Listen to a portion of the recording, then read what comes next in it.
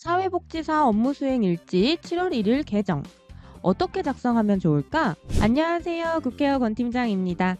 이번에 고시가 개정되면서 사회복지사 업무수행 일지 서식이 변경되었습니다. 기존보다 구체적이고 작성해야 할 항목이 많아져 어려움이 있으실 것 같아 준비했습니다. 어떻게 변경됐고 작성해야 할지 함께 알아볼게요. 우선 서식이 어떻게 변경됐는지 봐야겠죠. 장기요양급여 제공 기준 및 급여 비용 산정 방법 등에 관한 고시 세부 사항에 별지 제24호 서식에서 확인이 가능합니다. 기존 서식은 서술하여 작성해야 했다면 이번에는 체크리스트 형식으로 바뀌었어요. 이번에 욕구조사 부분은 욕구사정기록지가 개정되어 반영된 것으로 보입니다. 그리고 새로 생긴 게 3번 수급자 심심 상태 및 환경 변화와 7번 향후 계획 및 기타 사항입니다. 매월 이 항목대로 어르신을 관찰, 면담해서 작성하고 앞으로 어떻게 서비스를 제공할 건지 계획까지 해야겠네요. 그 외 4번에서 5번은 기존 서식에도 있던 내용인데 서술형이 아닌 급여 제공 계획서를 기준으로 제공했는지 체크하는 방식으로 변경됐습니다. 서명은 수급자 혹은 보호자, 요양보호사, 사회복지사, 시설장 이렇게 4번 받아야 하고요. 그럼 이 일지를 어떤 방식으로 작성해야 할까요? 방법은 크게 3가지로 나눌 수 있습니다. 첫 번째, 스마트 장기요양 앱으로 작성한다. 사회복지사님이 어르신 댁에 방문 상담할 때 스마트 장기요양 앱으로 태그를 찍으시죠. 이 태그를 찍고 서명을 받기 위해서는 업무 수행 일지를 작성해야 합니다. 앱으로 업무 수행 일지의 모든 항목을 작성하는 방식입니다. 작성 후에는 앱으로 수급자 혹은 보호자, 요양보호사, 사회복지사 서명을 받고 시설장님은 따로 시설장님의 앱에서 서명까지 하면 끝입니다. 종이로 출력할 필요는 없습니다. 대신 상담하면서 1번에서 7번 항목을 모두 작성해야 하기 때문에 시간이 오래 걸릴 수 있고 휴대폰으로 작성하다 보니 불편하다. 롱텀에서 수정이 불가능하다는 단점이 있습니다. 두 번째, 스마트 장기요양 앱의 일부 작성 후 나머지는 수기로 작성한다. 정해진 시간 안에 방문 상담을 해야 하기 때문에 시간 관계상 앱으로 업무 수행 일지를 모두 작성하기 어려울 때는 업무 수행 일지의 1번, 3번 항목만 작성하고 수급자 혹은 보호자, 요양보호사, 사회복지사 중 2명에게만 서명을 받고 종료 태그를 찍습니다. 그 다음 PC로 롱텀을 통해 수정하고 출력해서 시설장과 서명을 받지 않는 사람이 종이에 직접 서명하면 끝입니다. 서명을 2명에게만 받는 이유는 3명 모두에게 받을 경우에 롱텀에서 수정이 불가능하기 때문이에요. 이 방법으로 진행할 경우 상담 중 작성이 오래 걸리지 않고 추후 수정이 가능하나 매번 수정을 해야 해서 여러 번 일을 하게 되고 종이로 보관해야 한다는 단점이 있습니다. 세 번째, 수기로 작성한다. 업무 수행 일지를 한글 파일로 다운로드 받아서 작성하거나 종이에 수기로 작성해서 직접 서명을 받는 방식입니다. 시간도 오래 걸리고 종이 관리가 힘들기 때문에 추천드리진 않습니다. 이 중에서 저는 첫 번째, 스마트 장기요양 앱에서 모두 작성하는 방법을 추천드립니다. 왜냐하면 아까 서식을 봐서 알지만 체크할 항목이 많고 급여 제공 계획서와도 비교해 봐야 합니다. 앱으로 작성하면 롱텀에 통보한 급여 제공 계획서가 연동되고 최초 한 번만 모든 항목을 작성하면 다음 달부터는 불러오기가 가능합니다.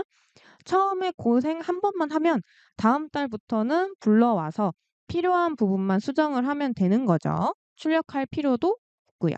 그리고 공단 홈페이지에 스마트 장기요양 앱 동영상 가이드가 업로드됐으니 참고하시면 좋겠습니다.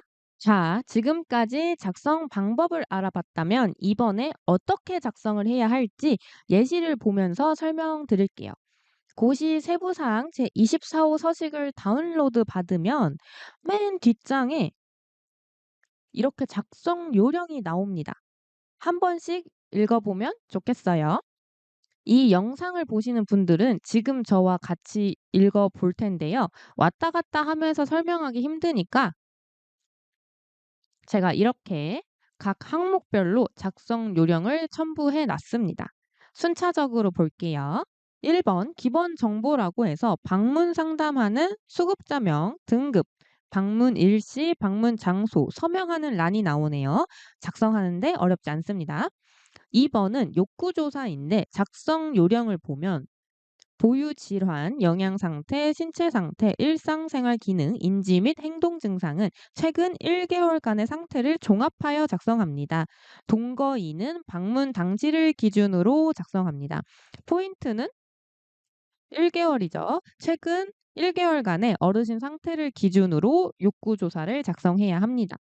작성하는데 막막하다면 기존에 작성된 욕구조사를 참고해서 현재 어르신 상태에 맞게 체크하면 됩니다. 이전 서식은 일일이 열거해서 작성해야 했는데 이렇게 체크 형식으로 변경되니까 좀 편한 것 같기도 합니다. 어쨌든 예시처럼 어르신이 무슨 질환이 있고 뭐 영양 상태 양호하고 보행은 부축하면 걸을 수 있고 뭐 배변 상태 양호하고 일상생활도 뭐 지켜보기 해 드리고 뭐 인지 상태 양호하고 뭐 동거인은 없고 독것이다. 이런 식으로 어르신 상황에 맞게 체크하면 되겠습니다. 한 번 수급자의 심신 상태 및 환경 변화. 작성 요령에는 직접 방문한 업무 수행 일지와 최근 수급자 상태를 비교해서 상태가 동일한지, 악화됐는지, 좋아졌는지 체크하고 판단 근거를 작성하라고 합니다. 그러니까 이 항목들을 어르신의 지난달 상태와 현재 상태를 비교해서 작성하라는 겁니다. 이 어르신의 경우 최근에 낙상 사고가 나서 걷는 게 힘들어요. 그러면 저번 방문 때보다 상태가 악화됐으니까 보행 신체 기능의 악화 체크하고 판단 근거에 낙상 사고 후유증으로 걷기가 힘들다. 도움을 받아 보행을 해야 한다. 이런 식으로 작성을 하면 됩니다. 만약 어르신 상태가 비슷하다면 유지에 체크하고 식사를 저번과 비슷하게 잘 드신다. 영양 상태 양호하다. 위생 관리도 어르신이 깔끔한 걸 좋아하셔서 늘 잘 씻으셔서 신체 상태 청결하다. 행동 증상도 저번과 비슷하고 별다른 문제 없다. 이런 식으로 작성을 하면 되겠습니다. 그리고 기타 및 종합 의견을 작성해야 하는데 위에 있었던 내용들 있잖아요. 그 가부터 밭까지의 내용을 열거하면 됩니다. 식사, 일상생활, 인지기능, 행동 증상, 가족 및 생활 환경이 대부분 이전 방문했을 때와 비슷한 상태이다. 다만 최근 낙상 사고로 후유증이 남아 오래 서 있거나 걷는 데에 제한이 생겨 어르신이 불편해하신다.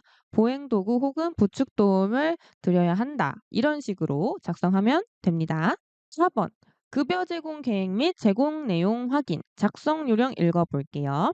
요양보호사 및 수급자와 면담을 통해 급여 제공 계획서에 따라 제공한 내용을 확인하고 작성합니다. 필요 영역, 필요 내용. 급여 제공 계획서의 내용에 따라 수급자에게 제공되는 급여의 필요 영역과 필요 내용을 작성합니다.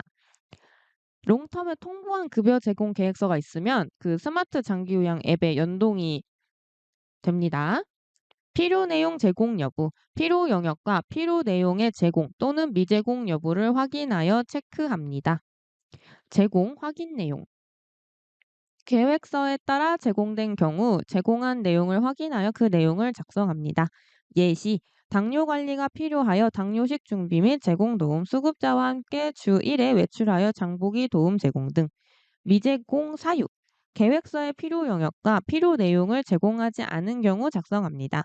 예시, 수급자의 급여 제공 시간이 오후로 세면 도움 미제공, 치매 증상으로 수급자가 옷 갈아입기 도움을 거부함 등 이렇게 설명이 나와 있고요. 정리를 하자면 급여 제공 계획서의 필요 내용을 잘 제공하고 있는지 확인하고 제공하지 않았을 경우에는 사유를 작성해야 합니다. 이 어르신의 경우 신체 활동 지원을 하기로 계획했는데 요양보호사님이 뭐 세수, 양치질, 이동도움 등등 잘하고 계세요. 그러면은 제공에 체크하고 이러이러한 서비스를 잘 제공하고 있다라고 작성했습니다.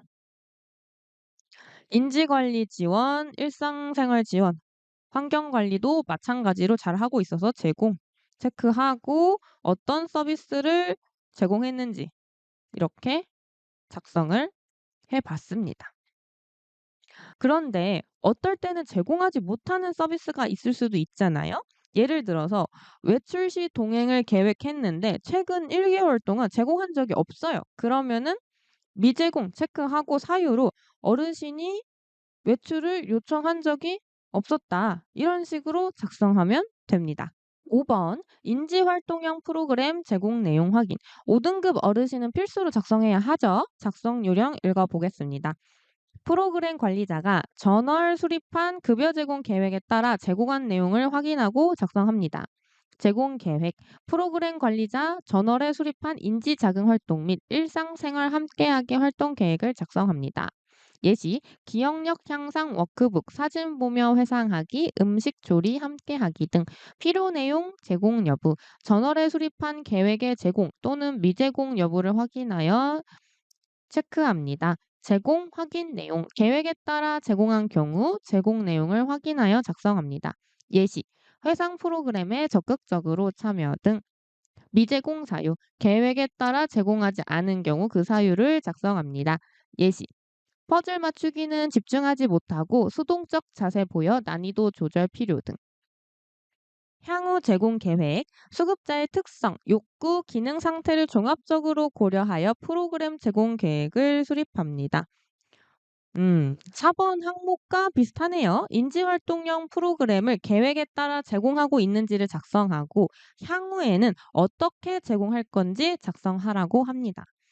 이 어르신의 경우 4등급이라서 인지활동형 프로그램이 필수가 아닙니다. 그럴 때는 해당 없음이라고 작성하면 되는데 저는 설명을 위해서 작성해 봤습니다. 우리 기관의 경우 워크북으로 인지활동형 프로그램을 제공합니다. 그래서 제공 체크하고 워크북 하난이도로 제공했는데 어르신이 쉽다고 하였다라고 이렇게 작성을 했습니다. 그리고 향후 제공 계획에는 어르신이 쉬워하셔서 워크북 중 정도의 난이도로 수행해 보겠다라고 했습니다. 일상생활 함께하기의 경우는 어렵게 생각하지 마세요. 말 그대로 어르신이 일상에서 할 수 있는 활동들, 뭐 요리하기, 세탁기 사용하기, 청소기 사용하기, 뭐 휴대폰 사용하기 등등 광범위합니다.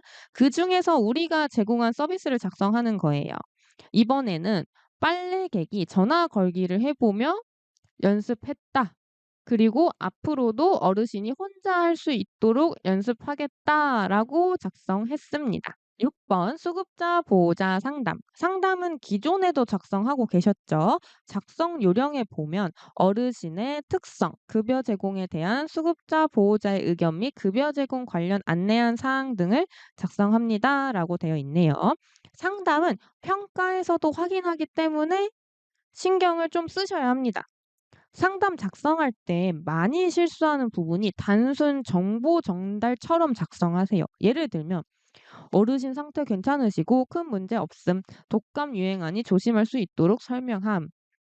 이런 식으로 작성하면 이건 상담이 아니에요. 이거는 사회복지사님의 업무 일지예요. 상담은 어르신이나 보호자의 말, 의견, 그리고 사회복지사님이 어떻게 답변했는지 작성해야 해요.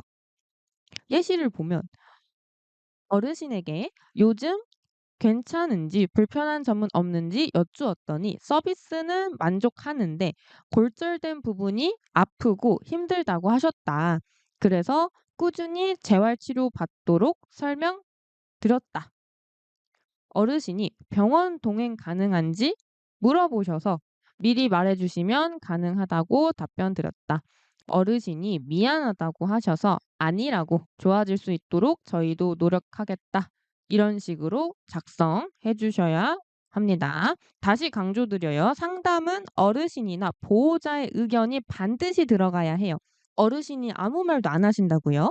그럼 사회복지사님이 질문해야죠. 질문해서 어르신이 좋으면 좋다, 싫으면 싫다라고 답변을 유도해서 작성해야 합니다. 7번 향후 계획 및 기타 사항 작성 요령에는 수급자 욕구 확인, 상담을 통해 수급자의 욕구 및 심신 상태 변화 여부를 확인하여 체크합니다. 급여 제공 계획 제작성 여부, 급여 제공 계획서의 제작성 여부를 판단하여 체크합니다. 급여 제공 관련 유의사항 및 세부 계획, 급여 제공 시 유의사항과 제공 계획 등 작성하지 못한 내용을 추가로 작성합니다. 쉽게 말해서 1번에서 6번까지 내용을 바탕으로 어르신 욕구가 바뀌었는지, 급여 제공 계획서는 현재를 유지해도 되는지 작성하라는 겁니다.